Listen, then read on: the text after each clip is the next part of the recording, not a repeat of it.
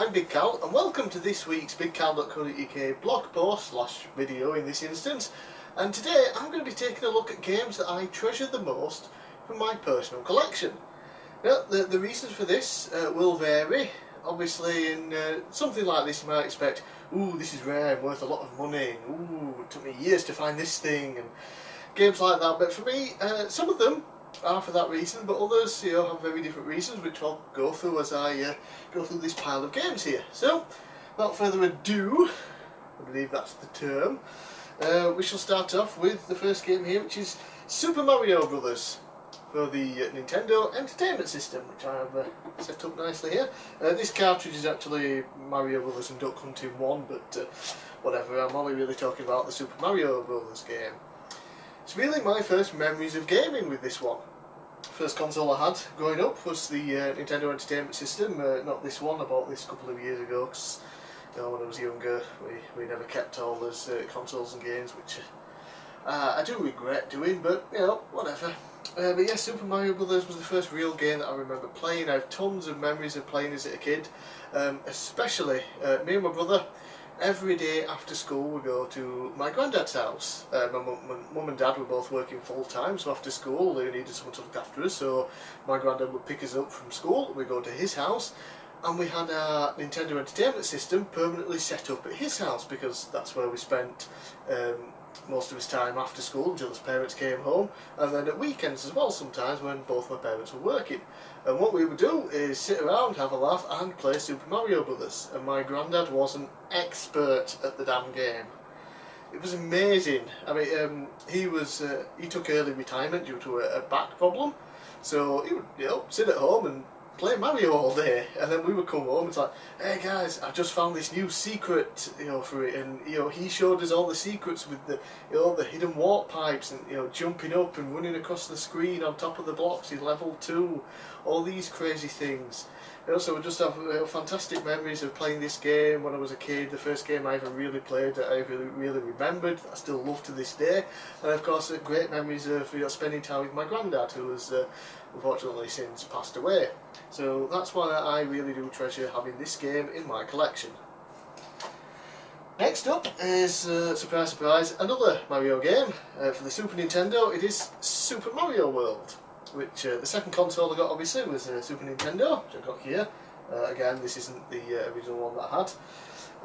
And obviously, pretty much back in the day, you bought Super Nintendo, Super Mario World came with it.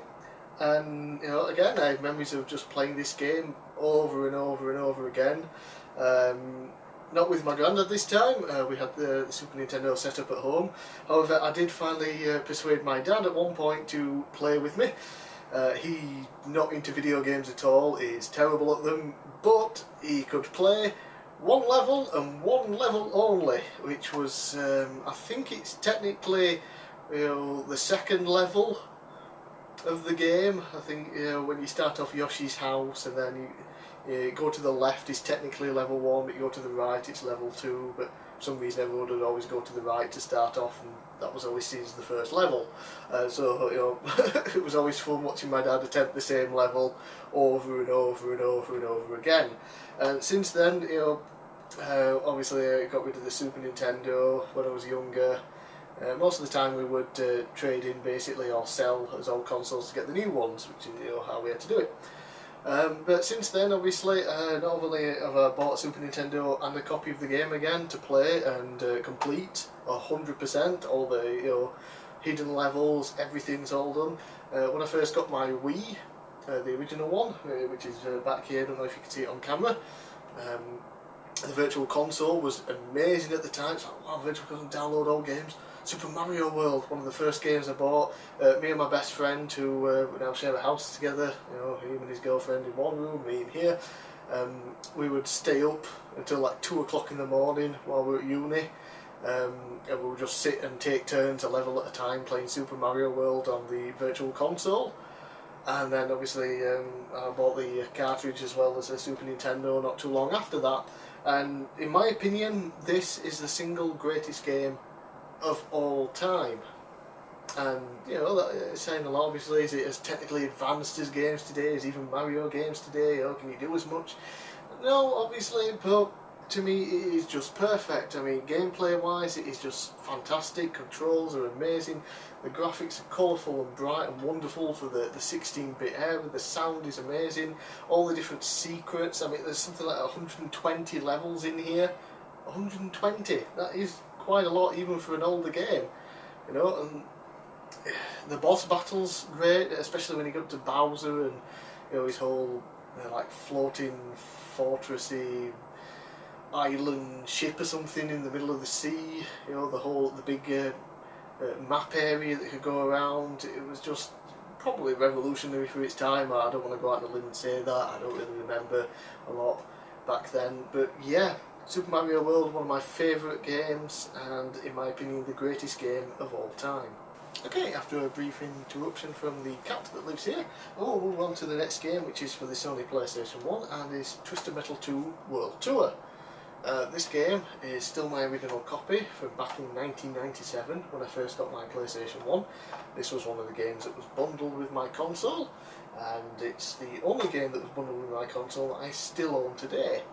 I also got Destruction Derby 2, which I have rebought. I'm not the biggest fan of the game, I just sort of rebought it. It'd be cool to have, you know, one of the original games I got with it. And I can never remember the third game. If there's anyone out there, you know, from around 97, 98 time, it was in game, I think. PlayStation 1's bundled with games. Destruction Derby 2, Twisted Metal 2. What was the other game? I would love to remember. But anyway, yeah, I still own this now in 2014, still in pretty great condition, all things considered. You know, proper case, original, you know, the manual, the disc, everything. Still runs great, which is pretty amazing still for a CD. Usually they just get scratched over time, damaged. It was just a fantastic game that I spent so many hours playing non-stop on this.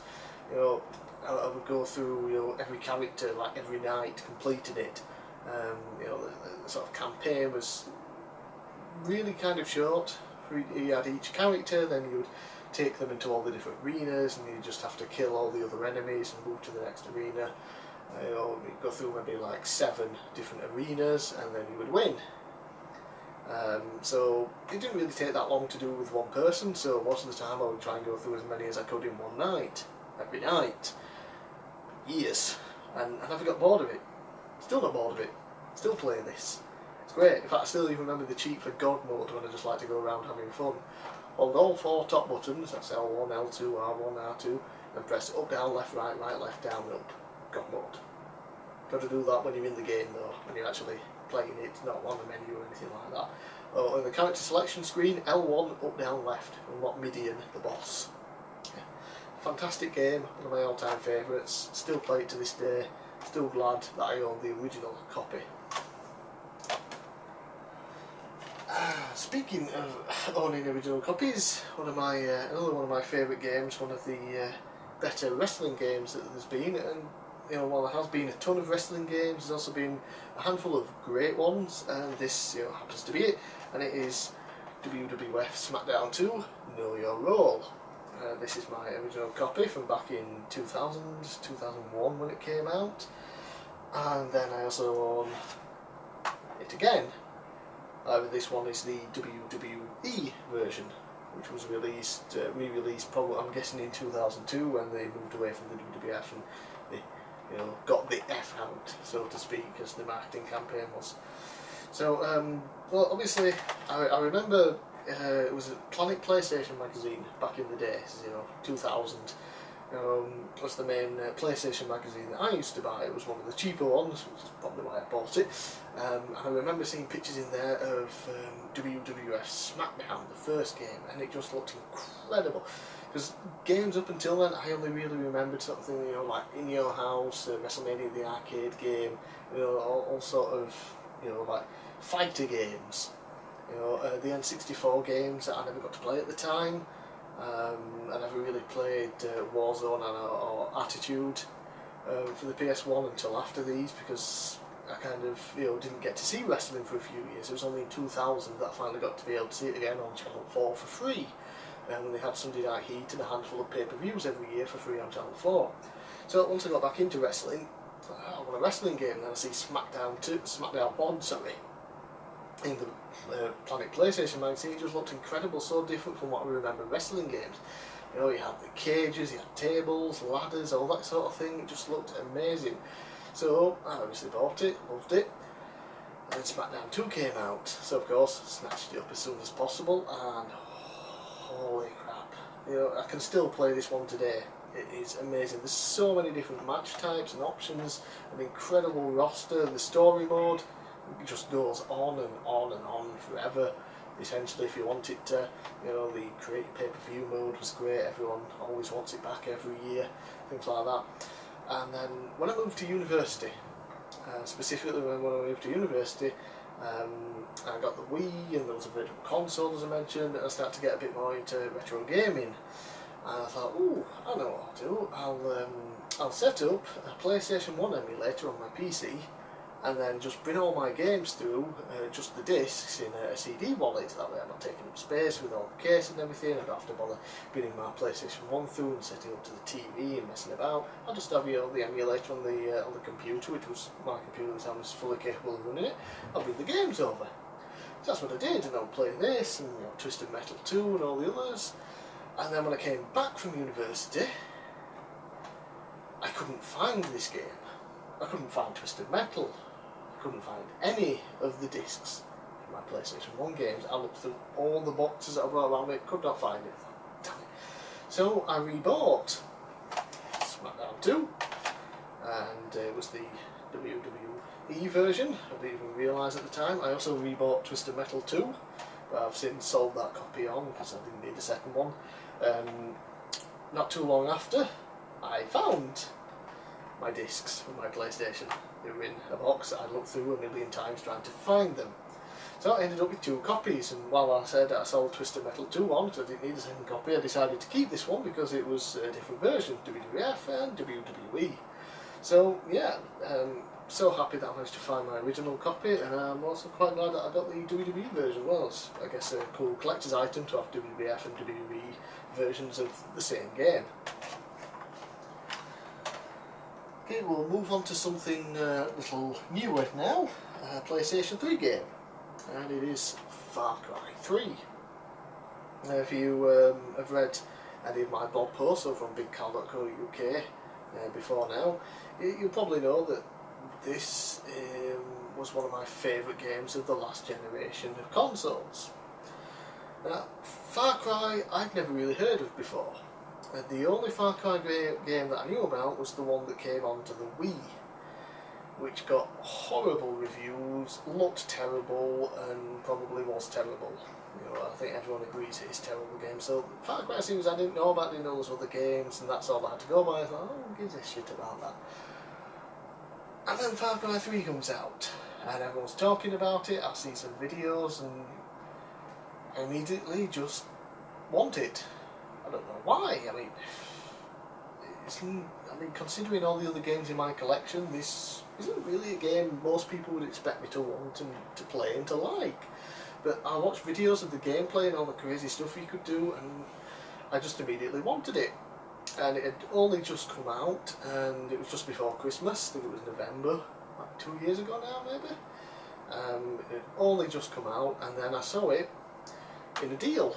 And I managed to pick it up, I think, for something like £22, 3 weeks after it had been released. Got it just before Christmas. So, extraordinarily happy with that. Set up my PS3 downstairs with the HD TV when I was back living at home with my parents. And obviously, because it was set up downstairs, I didn't always have access to the TV because my parents would watch it. So I remember eagerly awaiting them to both go to bed at night so I could stay up and play on this. It was amazing. I was like, they're going to bed soon, they're going to bed soon. It doesn't matter, oh, I'm drifting off, I'm tired, it's 1 AM. Oh, they're going to bed, but I'm going to play Far Cry. And I would just play Far Cry 3 for hours at a time. It is a fantastic game, it looks wonderful, it plays amazing.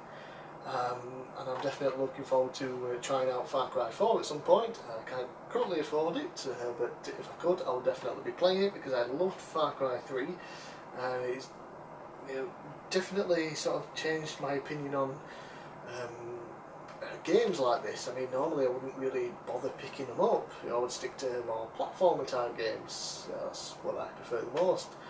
But any game that looks kind of similar to this now, I'd definitely be interested and definitely want to try it out. So it's introduced me to games that I never thought I would really bother with. So that's why I'm very pleased to have it in my collection. And speaking of games I would never really bother with, we have the original Xbox, the first Halo Combat Evolved. Again, especially back then, my main thing was platforming games. I was very much a Nintendo guy.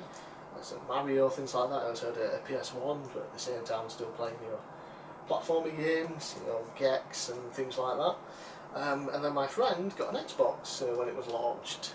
Him and his brother got one for Christmas, and they got Halo and a bunch of controllers, and it looked fantastic. I was never really a guy into shooting games, things like that, first person shooters, third person shooters, whatever. But the game looked great, and me and my friend would end up just every day going to his house and just doing the multiplayer campaign over and over and over again. We would have what we called Halo days, when a group of us would get together and just play the multiplayer maps on Halo against each other. Just so much fun, and it was a game that I never thought I would actually like, and I actually played it again recently, played through it, and it still holds up. It is still fantastic, and it's just a shame that the second one kind of turned me off from the series completely. I wasn't a fan of Halo 2, might shock a bunch of people, but the first Halo I do still love to play, and it did help me get into more shooter style games back in the day. Speaking of shooter style games, after Halo, the next big thing with me and my friends to play, especially multiplayer, was Unreal Tournament 2004 on the PC. And it was kind of like playing Halo in the multiplayer, except more people were playing online, and it was just so much faster. It was just more improved in a lot of ways. It was just so much fun, and this was really my first experience that I really remember with an online multiplayer game, certainly one like this in shooting. And and thanks to me loving a game like this, Team Fortress 2 is now one of my favourite games that I own on Steam on my PC, and it's all due to the love of this one. Thanks to my friend getting me into it, as usual. He does tend to get me into a lot of games that I never thought I would like, but he buys games, I watch him play them, they look amazing, I have a go, it is amazing, and I end up buying it. This next game was another game that my friend also introduced me to, that again introduced me to a new style of gaming and gameplay, and it is Sacred, the original Sacred for the PC. Up until then, I think the only RPG game I'd ever played was Pokemon.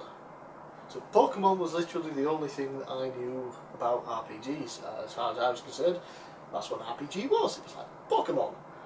And then I played Sacred. It's like, holy crap, RPGs are not just like Pokemon. And again, it was my first experience really playing an RPG online.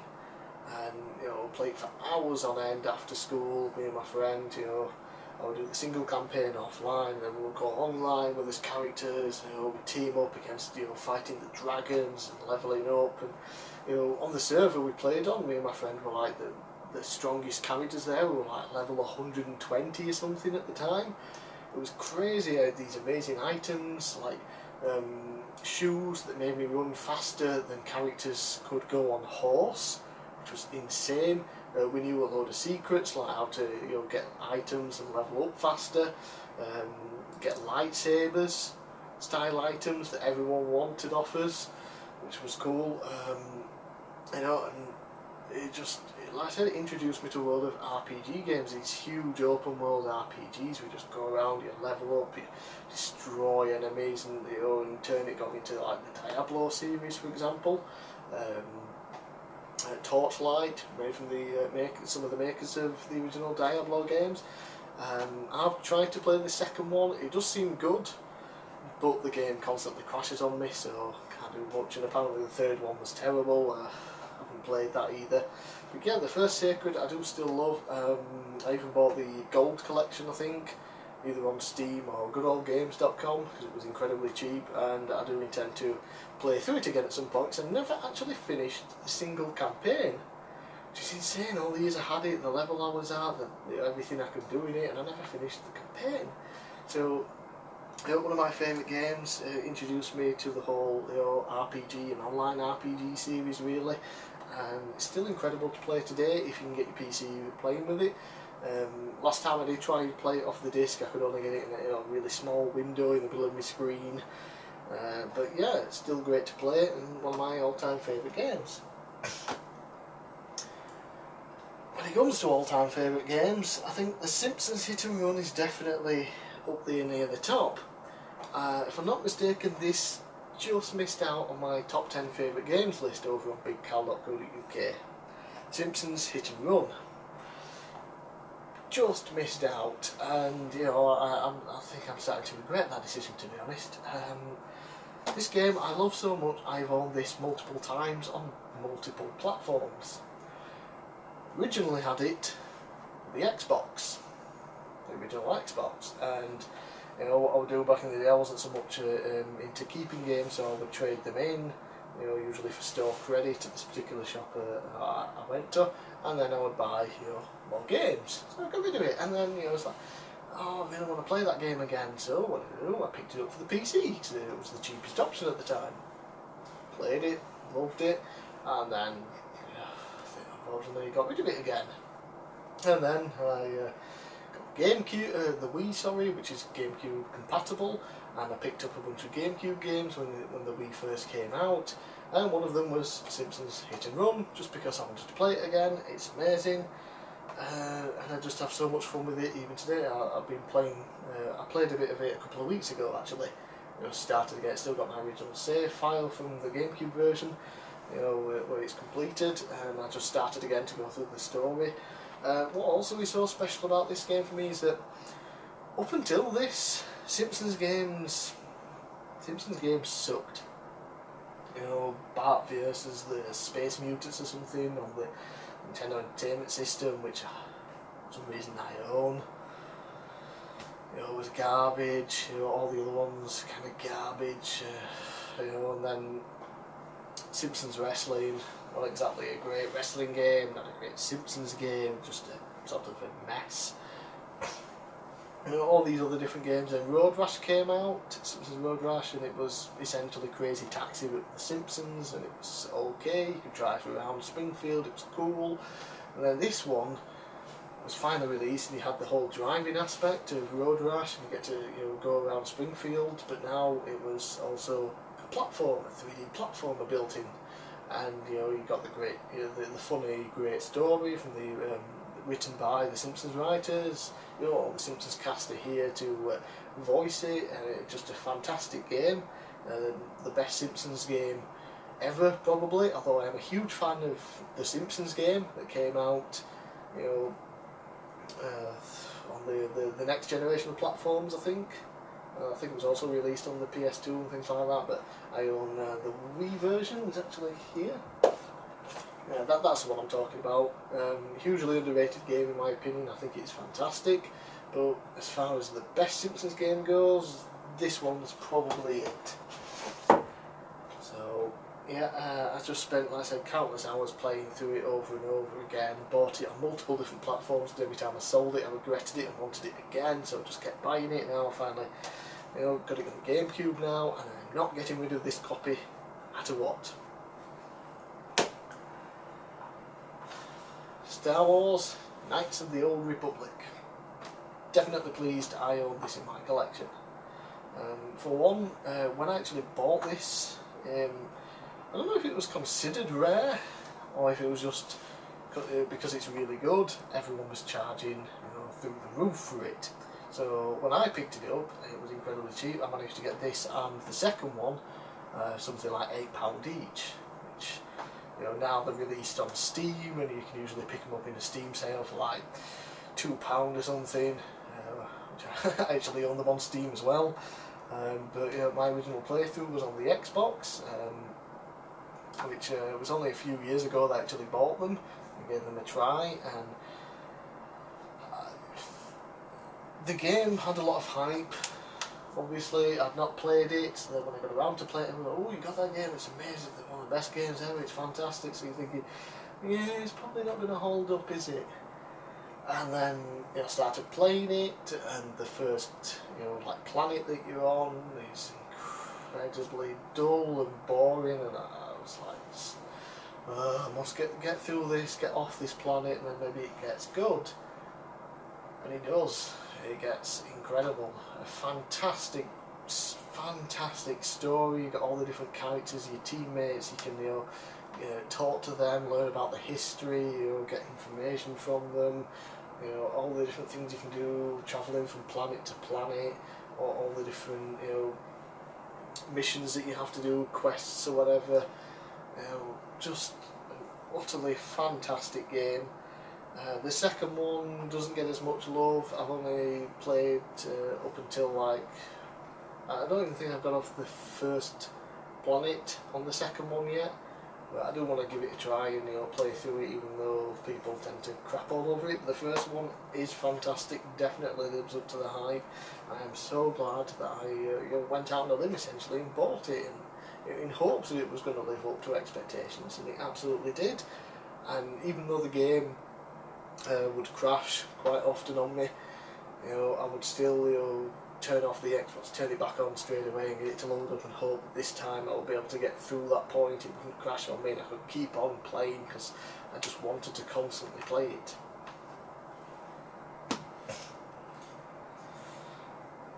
Okay, at the start of this video I said that most of these games are probably not going to be on this video or on this list or whatever, because they were incredibly rare. I didn't treasure them because they were rare and worth a lot of money. However, this one is one of the rarer items that I own. I mean, it's not insanely rare like one that you can, like the Nintendo Championship game or something, or the gold cartridge for the Nintendo Entertainment System that goes for like £3 grand on eBay every time it appears. But he does go for quite a lot of money these days, and that of course is Conker's Bad Fur Day, one of the later games in the N64 console life, made by Rare, who everyone loved at the time and nobody likes anymore.